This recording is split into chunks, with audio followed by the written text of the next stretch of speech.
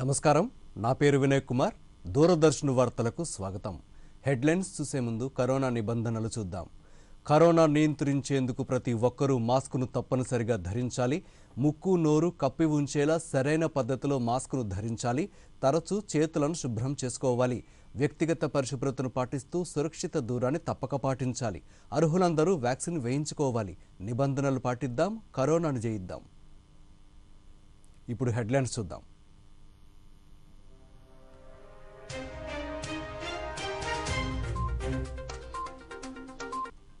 జాతీయ sickle cell anaemia నిర్మూలన machine 2047 ను ప్రారంభించిన ప్రధానమంత్రి సికిల్ సెల్ నిర్మూలన కోసం ప్రభుత్వం కృషి చేస్తోందన్న నరేంద్ర మోదీ ఆత్మనిర్భర్ భారత్ లక్ష్యాలను చేరుకోవడంలో సహకార రంగం కీలక పాత్ర పోషిస్తోందన్న ప్రధాని ఢిల్లీలో 17వ ఇండియన్ కోఆపరేటివ్ కాంగ్రెస్ సమావేశంలో పాల్గొన్న నరేంద్ర మోదీ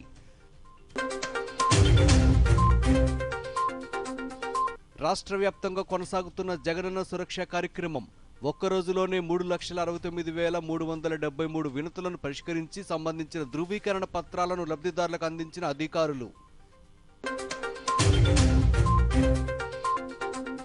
ఈ నెల 20 నుంచి పార్లమెంట్ వర్షాకాల సమావేశాల్లో చురుగ్గా పాల్గొనాలని రాజకీయ పార్టీలను కోరిన పార్లమెంటరీ వ్యవహారాల శాఖ మంత్రి ప్రహ్లాద్ జోషి క్రికెట్ ప్రపంచ కప్ ప్రధాన పోటీకి అర్హత సాధించలేకపోయిన వెస్టిండీస్ క్వాలిఫైర్ మ్యాచ్లో స్కాట్లాండ్ చేతిలో 7 వికెట్ల తేడాతో ఓటమి పాలైన వెస్టిండీస్ డీటెయిల్స్ చూద్దాం దేశంలో అనేక ప్రాంతాల్లో ఆదివాసీ తెగలు విస్తరించి ఉన్నాయని గిరిజన తెగ దేశంలో అతిపెద్ద సమాజంగా రూపొందిందని ప్రధానమంత్రి నరేంద్ర మోదీ అన్నారు అయితే దేశంలోని గిరిజన తెగలో కనిపించే నేషనల్ సికిల్ సెల్ అనే ఒక జన్యుపరమైన వ్యాధి వీరికి పెద్ద ముప్పుగా మారిందన్నారు వ్యాధి కారణంగా గిరిజనులు జీవితాంతం సవాళ్లను ఎదుర్కొంటున్నారని ఇది చాలా బాధాకరమని ప్రధాని పేర్కొన్నారు మధ్యప్రదేశ్లోని లాలాపూర్ గ్రామంలో నేషనల్ సికిల్ సెల్ ఎనీమియా నిర్మూలన మిషన్ 2047ను ప్రధానమంత్రి నరేంద్ర మోదీ ప్రారంభించారు ఈ సందర్భంగా ఏర్పాటు చేసిన బహిరంగ సభలో ప్రధాని మాట్లాడుతూ ప్రపంచంలోని చాలా దేశాలు ఈ భయంకరమైన వ్యాధి నుంచి బయటపడ్డాయన్నారు ఈ వ్యాధిని నివారించేందుకు ఆరోగ్య సంక్షేమ మంత్రిత్వ శాఖ గిరిజన కార్యాలయం సంవత్సరాల తరబడి కష్టపడి భారీ ప్రణాళికను సిద్ధం చేసిందన్నారు పిల్లల్లో వచ్చే ఈ జన్యుపరమైన వ్యాధి బాధితుల శరీరంలోని అవయవాలను ఒక్కొక్కటి దెబ్బతినేలా చేస్తుందని ఇది బాధాకరమన్నారు ఈ మిషన్ ద్వారా మధ్యప్రదేశ్లోని 1 కోటి మంది గిరిజనులకు ఆయుష్మాన్ భారత్ ప్రధానమంత్రి జన ఆరోగ్య యోజన కార్డులను అందిస్తున్నామన్నారు ఈ కార్యక్రమం ద్వారా దేశం చాలా పెద్ద సంకల్పాన్ని కలిగి ఉందని ఈ సంకల్పం దేశంలోని ఆదివాసీల జీవితాలకు రక్షణ కల్పిస్తుంది అన్నారు 47 तक हम सब मिलकर के एक मिशन मोड में अभियान चला करके ये सिकल सेल एनीमिया से हमारे आदिवासी परिवारों को मुक्ति दिलाएंगे देश को मुक्ति दिलाएंगे और इसके लिए हम सबको अपना दायित्व निभाना होगा मैं रानी दुर्गावती जी के चरणों में अपनी श्रद्धांजलि समर्पित करता हूं उनकी प्रेरणा से आज सिकल सेल एनीमिया मुक्ति मिशन एक बहुत बड़े अभियान की शुरुआत हो रही है आज ही मध्य प्रदेश में 1 करोड़ लाभार्थियों को आयुष्मान कार्ड भी दिए जा रहे हैं इन दोनों ही प्रयासों के सबसे बड़े लाभार्थी हमारे गौंड समाज भील समाज या अन्य हमारे आदिवासी समाज के लोग हैं ప్రధానమంత్రి నరేంద్ర మోదీ మధ్యప్రదేశ్లోని పకారియా గ్రామాన్ని సందర్శించారు. అక్కడి స్వయం సహాయక సంఘంలోని మహిళా సభ్యులను కలుసుకుని వారితో ముచ్చటించారు. వారి జీవన విధానం, సమస్యలను అడిగి తెలుసుకున్నారు. అక్కడ సమావేశమైన ఒక్కొక్కరితో ప్రధాని ప్రత్యేకంగా మాట్లాడారు. గిరిజన సమాజానికి ప్రత్యేక హక్కులను కల్పించే పెసా చట్టానికి సంబంధించిన మేధావులతో పాటు గ్రామ పంచాయతీల్లో నీరు, అటవీ, భూమి వివాదాల పరిష్కారానికి సంబంధించిన 9 కమిటీలకు చెందిన వ్యక్తులను ప్రధాని కలిసి ముచ్చటించారు. గిరిజనులు అధికంగా ఉండే గ్రామాలకు చెందిన ఫుట్బాల్ క్రీడాకారులతో కూడా ఆయన సంభాషించారు. అనంతరం గిరిజనులు ప్రదర్శించిన సంప్రదాయ నృత్యాలను మోదీ ఆసక్తిగా తిలకించారు.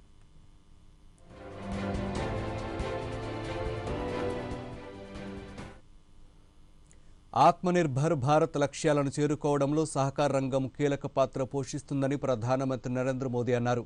సహకార వ్యవస్థతో సమృద్ధి అనే నినాదంతో ఢిల్లీలో జరిగిన 17వ ఇండియన్ కోఆపరేటివ్ కాంగ్రెస్ సమావేశంలో ప్రధాని పాల్గొన్నారు. ఈ సందర్భంగా మాట్లాడుతూ దేశంలో సహకార రంగాన్ని బలోపేతం చేసేందుకు కేంద్ర ప్రభుత్వం నిరంతరం చర్యలు తీసుకుంటోంది అన్నారు.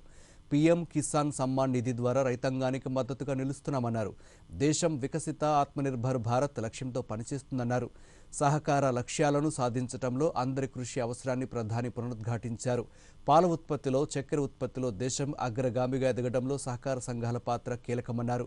దేశంలోని అనేక ప్రాంతాల్లో చిన్న రైతులకు సహకార సంఘాలు భారీ మద్దతు వ్యవస్థగా మారాయని, పాడి పరిశ్రమ రంగంలో మహిళల సహకారం దాదాపు 60% ఉందని, అందుకే వికసిత భారత్ లక్ష్యాలను సాధించేందుకు సహకార రంగాన్ని బలోపేతం చేయాలని ప్రభుత్వం నిర్ణయించిందన్నారు.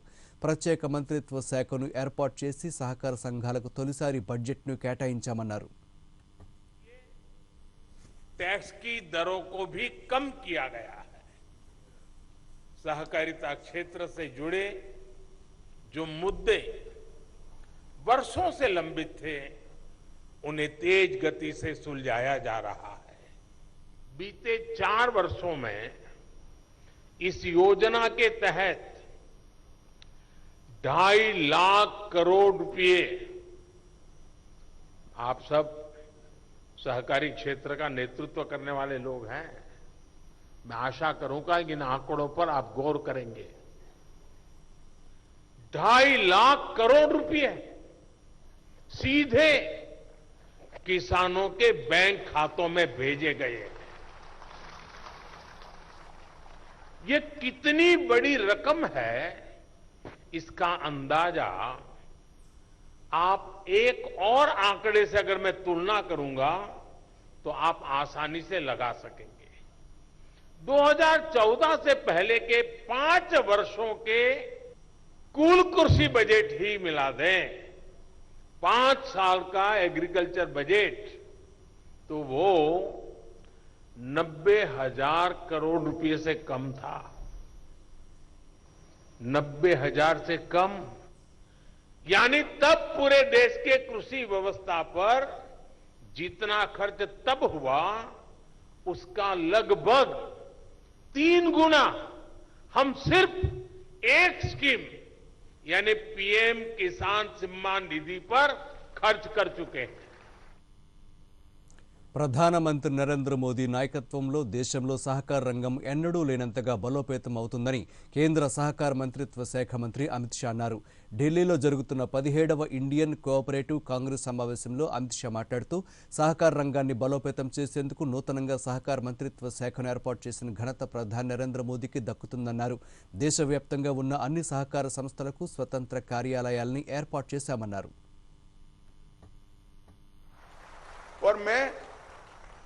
स्पष्ट रूप से देख रहा हूं कि एक स्वतंत्र मंत्रालय बनने से, प्रधानमंत्री जी के सीधा मार्गदर्शन मिलने से और एक स्वतंत्र मंत्री सचिव फुल फ्लेज मंत्रालय बनने से सहकारिता मंत्रालय में और सहकारिता के क्षेत्र में ढेर सारे परिवर्तन संभव हुए हैं और आगे पर भी होते रहेंगे। सहकारिता मंत्रालय ने पैक्स के बायलॉज को बनाकर सभी राज्यों और केंद्र शासित प्रदेशों को एडवाइजरी के रूप में भेजा। मुझे कहते हुए आनंद है कि 26 राज्य और केंद्र शासित प्रदेशों ने पैक्स के कानून को, उपनियमों को स्वीकार कर लिया है। देश के 85% पैक्स इस सितंबर के बाद एक ही बायलॉज से चलेंगे और उसके माध्यम से हमने पैक्स को बहुआयामी बनाने का काम किया है। पैक्स अब डेयरी का भी काम कर सकेंगे, पैक्स अब मछुआरा समिति का भी काम कर सकेंगे। इससे पैक्स का एक्सपांशन बहुत सरल हो जाएगा और ढेर सारी गतिविधियों को हमने पैक्स के साथ जोड़ा है। अगले 3 साल के अंदर हमने लक्ष्य रखा है कि अभी जो 85,000 पैक्स है, इसके जगह अगले 3 साल में ये देश की हर पंचायत में पैक्स होगा। मतलब 3 लाख पैक्स इस देश के अंदर। రాష్ట్రంలో వివిధ సూక్ష్మ చిన్న మధ్య తరహా యూనిట్లు ఏర్పాటు చేసి నిరుద్యోగ యువతకు పెద్ద ఎత్తున ఉపాధి కల్పించేందుకు ప్రభుత్వం చర్యలు తీసుకుంటుందని ప్రభుత్వ ప్రధాన కార్యదర్శి డాక్టర్ కెఎస్ జవహర్ రెడ్డి తెలిపారు. విజయవాడలోని క్యాంపు కార్యాలయంలో ఆయన సూక్ష్మ చిన్న మధ్య తరహా పరిశ్రమల రంగంపై అధికారులతో సమీక్షా సమావేశం నిర్వహించారు. ఈ సందర్భంగా జవహర్ రెడ్డి మాట్లాడుతూ రాష్ట్రంలో 2022-23 ఏడాదిలో 15,625 కోట్ల రూపాయల ఖర్చుతో 1,25,000 యూనిట్లు నెలకొల్పి 1,56,000 మందికి పైగా ఉపాధి కల్పించాలని లక్ష్యంగా నిర్ణయించగా 9,677 కోట్ల రూపాయల ఖర్చుతో 92,707 యూనిట్లు ఏర్పాటు చేసి 3,61,000 మందికి ఉపాధి కల్పించామన్నారు.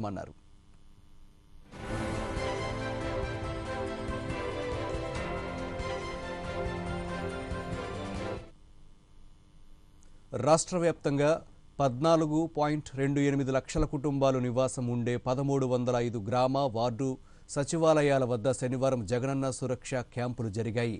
వీటిల్లో 4,42,840 రకాల వినతుల పరిష్కారం కోసం అర్జీదారులు దరఖాస్తులు చేసుకోగా వాటిల్లో 3,69,373 వినతులను అక్కడికక్కడే పరిష్కరించి వాటికి సంబంధించిన ధృవీకరణ పత్రాలను కూడా ఆయా అర్జీదారులకు అందజేసినట్లు గ్రామ వార్డు సచివాలయాల శాఖ డైరెక్టర్ లక్ష్మీషా వెల్లడించారు.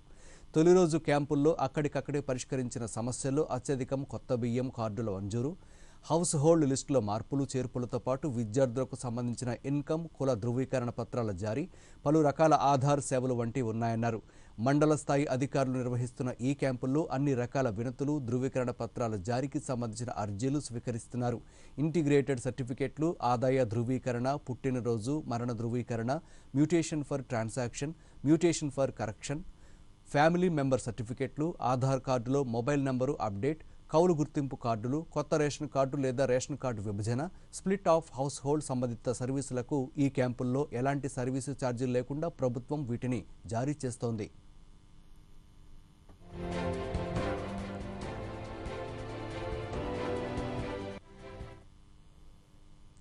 నెల్లూరు జిల్లా వెంకటాచలం మండలం ఇసుకపాలెం గ్రామ సచివాలయంలో శనివారం జగనన్న సురక్ష కార్యక్రమం నిర్వహించారు. ఈ కార్యక్రమంలో రాష్ట్ర వ్యవసాయ శాఖ మంత్రి కాకాని గోవర్ధన్ రెడ్డి, జిల్లా కలెక్టర్ ఎం హరినారాయణన్ పాల్గొన్నారు. ఈ సందర్భంగా వారు మాట్లాడుతూ ప్రభుత్వం అందిస్తున్న సంక్షేమ పథకాల అమల్లో ఉన్న ఇబ్బందులను తొలగించేందుకు, అర్హత కలిగిన ప్రతి కుటుంబానికి పూర్తి స్థాయిలో పథకాలు అందించేందుకు ఈ కార్యక్రమాన్ని ఏర్పాటు చేయడం జరిగిందన్నారు. ప్రభుత్వం అందిస్తున్న పథకాలు 95% అమలవుతున్నాయని, మిగిలిన లబ్ధిదారులను గుర్తించేందుకు జగనన్న సురక్ష దోహదపడుతుందని, 11 రకాల సేవలు ఈ కార్యక్రమం ద్వారా అందనున్నాయని కలెక్టర్ వివరించారు. అర్హత కలిగి ఉండి కూడా ఆ కుటుంబాలకి ఈ సంక్షేమ పథకాల ద్వారా లబ్ధి అందకపోతే వాటి అందించడమే లక్ష్యంగా ఈరోజు ఈ కార్యక్రమానికి రూపకల్పన చేయడం జరిగింది అని చెప్పి మీ అందరికీ సందర్భంగా మనం చేస్తున్నాం.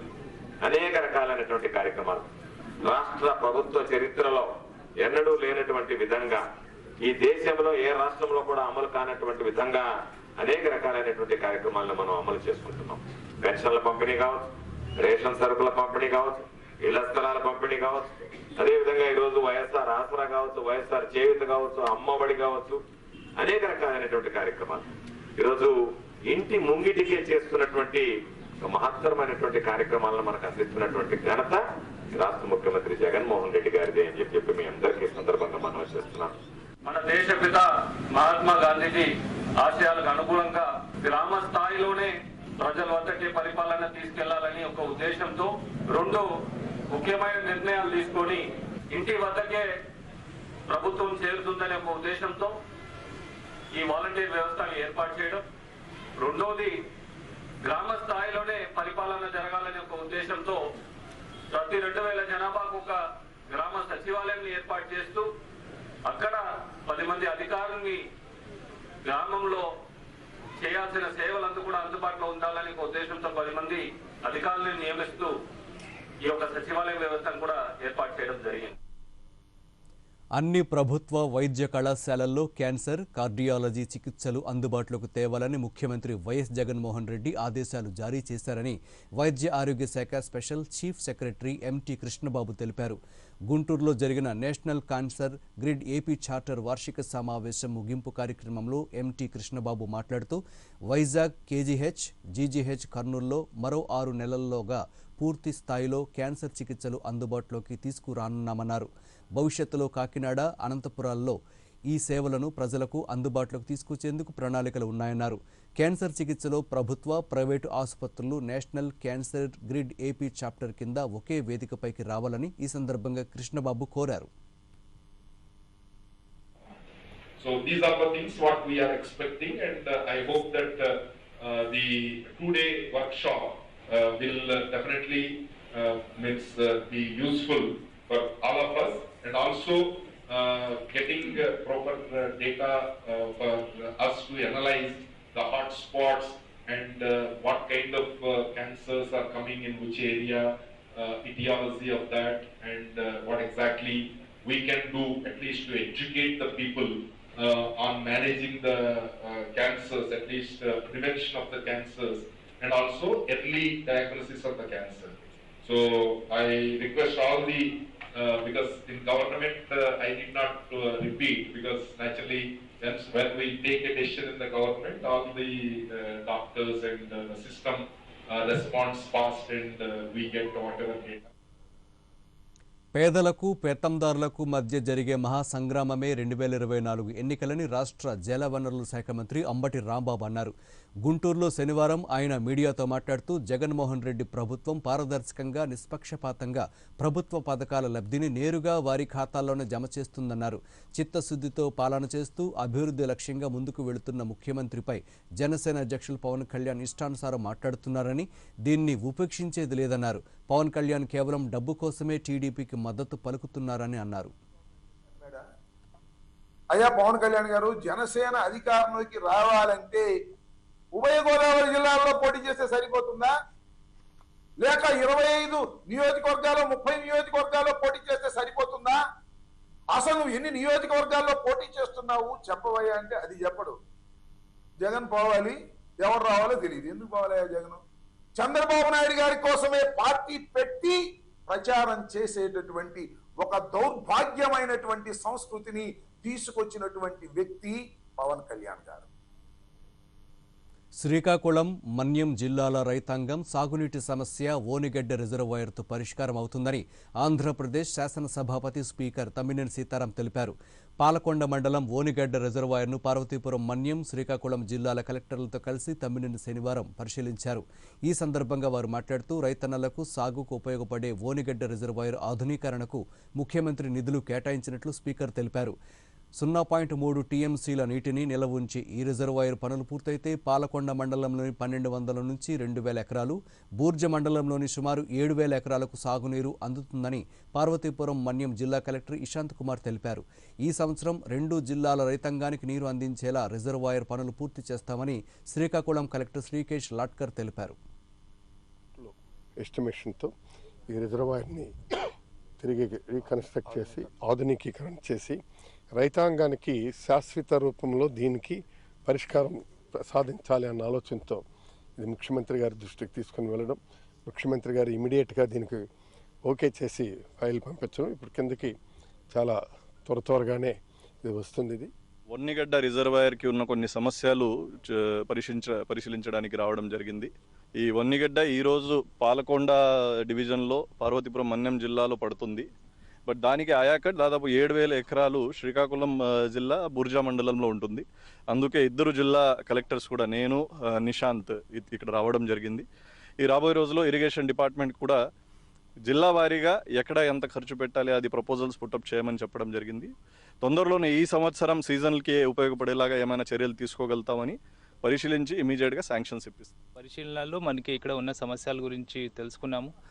ఉన్న గేట్ రిపేర్ వల్ల అక్కడ ఒక 0.3 టీఎంసీ కెపాసిటీతో ఒక చిన్న రిజర్వర్ ఉంది. అది న్యాచురల్ గార్జ్లోనే ఫామ్ అయి ఉంది. దీనిలో ఎటువంటి ఖర్చు రాలేదు. కాబట్టి ఆ గేట్ రిపేర్ చేస్తే ఇమీడియట్గా 0.3 టీఎంసీ స్టోర్ అంటే వాటర్ స్టోర్ చేయడానికి మనకి వెసులుబాటు ఉంటుంది. దీన్ని మళ్ళీ ఒక 2 or 3 times 4 times up to 10 times rotation బేసిస్లో స్టోర్ చేసి దాదాపు 3 టీఎంసీ వరకు పొలాలకి నీళ్ళు అందించడానికి మనకి వెసులుబాటు ఉంటుంది, పాసిబిలిటీ ఉంటుంది. ఈ ఉన్న రిజర్వాయర్ చాలా పాతకాలంలో ఫామ్ అయింది. దీనికి ఉన్న ప్రస్తుతం స్టేబుల్ ఆయకట్టు మ్యాక్సిమం శ్రీకాకుళం జిల్లాలో ఉంది. కానీ పాల్కొండ మండల పరిధిలో కూడా కొద్దిగా గ్రౌండ్ వాటర్ రీఛార్జెస్ తర్వాత దగ్గర ఉన్న ఈ ఆల్మోస్ట్ 10 కిలోమీటర్ వరకు ఈ దీనికి ఉన్న మెయిన్ కాలువ పాల్కొండ మండలం నుంచి క్రాస్ అవుతుంది. దీనివల్ల పాల్కొండ వివిధ కేసులకు సంబంధించి స్పెషల్ లోక్ అదాలత్ నిర్వహించనున్నట్లు చిత్తూరు జిల్లా senior civil judge doctor I Karunakumar తెలిపారు. జిల్లా కోర్టు వద్ద శనివారం ఆయన మీడియాతో మాట్లాడుతూ వివిధ రకాల కేసులకు సంబంధించి ఈ నెల 22న ప్రత్యేక లోక్ అదాలత్ను నిర్వహిస్తున్నామన్నారు. అలాగే సెప్టెంబర్ 9న జాతీయ మెగా లోక్ అదాలత్ నిర్వహించనున్నట్లు చెప్పారు. ఈ ప్రత్యేక లోక్ అదాలత్లో ఉచితంగా న్యాయ సేవలు కూడా పొందొచ్చని తెలిపారు.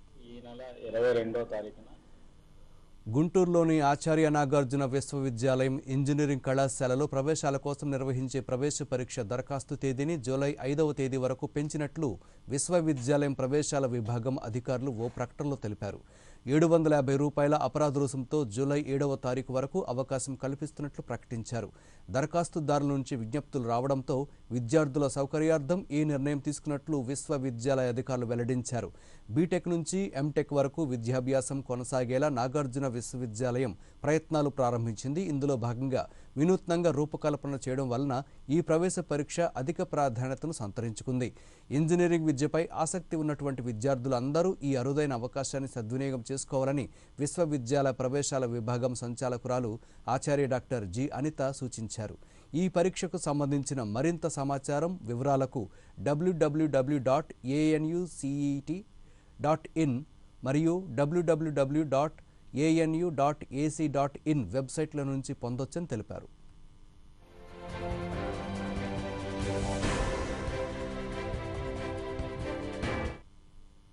పార్లమెంటు వర్షాకాల సమావేశాలు ఈ నెల 20న ప్రారంభం కానున్నాయి.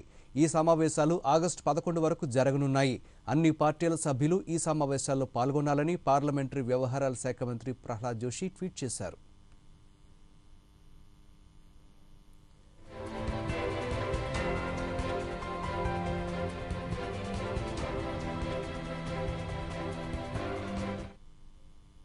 మాజీ క్రికెట్ ఛాంపియన్ వెస్టిండీస్కు ఘోర పరాభవం ఎదురైంది. 2 సార్లు వన్డే ప్రపంచ కప్ విజేతగా నిలిచిన ఒకప్పటి ఈ మేటి జట్టు ఈసారి కనీసం ప్రధాన పోటీ కూడా అర్హత సాధించలేక క్వాలిఫైయర్స్లోనే ఇంటిబాట పట్టింది. హరారే వేదికగా శనివారం జరిగిన మ్యాచ్లో టాస్ గెలిచిన స్కాట్లాండ్ తొలుత బ్యాటింగ్ ఎంచుకుంది. దీంతో బ్యాటింగ్కు దిగిన విండీస్ 43.5 ఓవర్లకే 181 పరుగులకే ఆలౌట్ అయింది. వెస్టిండీస్ ఇన్నింగ్స్లో జేసన్ హోల్డర్ 45 పరుగులతో టాప్ స్కోరర్గా నిలిచాడు.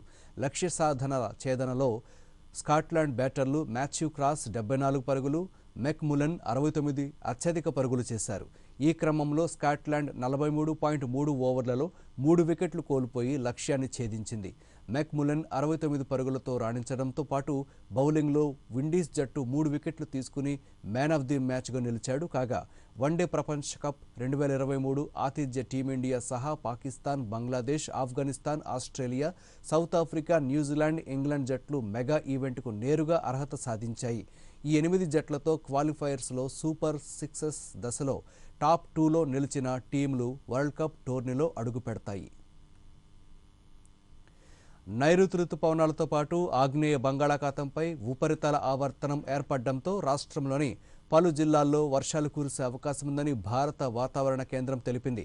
రేపటి నుంచి 5వ తేదీ వరకు కోస్తాంధ్ర, రాయలసీమ ప్రాంతాల్లో అక్కడక్కడ భారీ వర్షాలు పడతాయని వెల్లడించింది.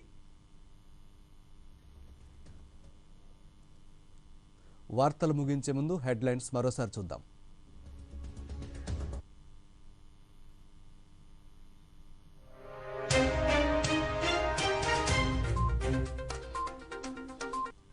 జాతీయ సికిల్ సెల్ ఎనీమియా నిర్మూలన మిషన్ 2047ను ప్రారంభించిన ప్రధానమంత్రి. సికిల్ సెల్ నిర్మూలన కోసం ప్రభుత్వం కృషి చేస్తోందన్న నరేంద్ర మోదీ. ఆత్మనిర్భర్ భారత్ లక్ష్యాలను చేరుకోవడంలో సహకార రంగం కీలక పాత్ర పోషిస్తోందన్న ప్రధాని. ఢిల్లీలో 17వ ఇండియన్ కోఆపరేటివ్ కాంగ్రెస్ సమావేశంలో పాల్గొన్న నరేంద్ర మోదీ.